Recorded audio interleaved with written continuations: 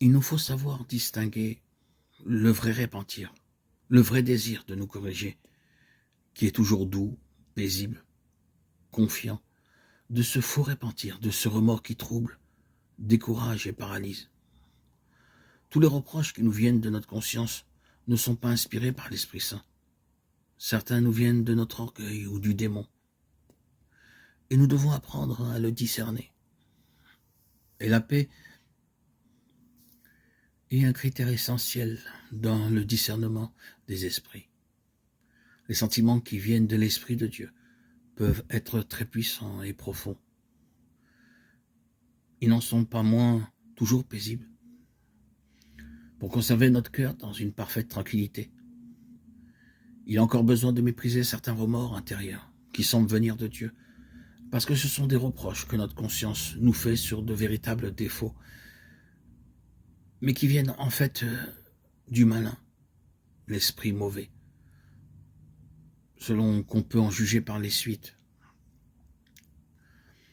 Si les remords de conscience servent à nous humilier, s'ils nous rendent plus fervents dans la pratique des bonnes œuvres, s'ils ne diminuent point la confiance qu'il faut avoir en la miséricorde divine, comme des faveurs du ciel, mais s'ils nous causent du trouble, s'ils nous abattent le courage, s'ils nous rendent paresseux, timides, lents à nous acquitter de nos devoirs, nous devons croire que ce sont des suggestions de l'ennemi et faire les choses à l'ordinaire, sans daigner les écouter. Comprenons ceci. Pour la personne de bonne volonté, ce qui est grave dans le péché n'est pas tant la faute en elle-même que l'abattement dans lequel elle se met. Celui qui tombe, mais qui se relève tout de suite, n'a pas perdu grand-chose. Il a plutôt gagné, en humilité, en expérience de la miséricorde.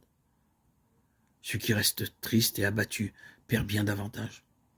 Le signe du progrès spirituel n'est pas tant de ne plus tomber que d'être capable de se relever rapidement de ses chutes.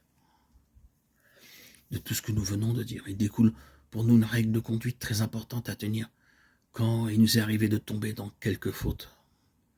Nous devons ressentir certes la douleur d'avoir péché, demander pardon à Dieu et le supplier humblement de nous accorder la grâce de ne plus l'offenser ainsi.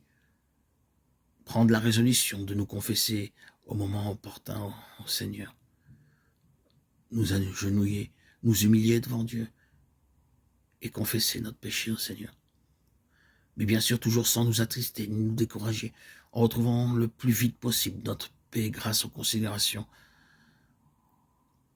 que le Seigneur nous fera connaître et nous permettra de reprendre notre vie spirituelle normale, comme si rien ne s'était passé. Nous serons et sentirons et vivrons cette réconciliation avec le Seigneur.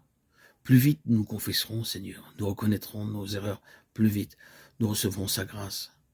Et toujours cela dans la vérité et la sincérité, avec l'esprit de ne plus repécher, de ne plus retomber. Ainsi, plus vite nous retrouverons notre paix intérieure, mieux ce sera. Notre orgueil sera affaibli, notre humilité, soumission et obéissance ne fera que grandir.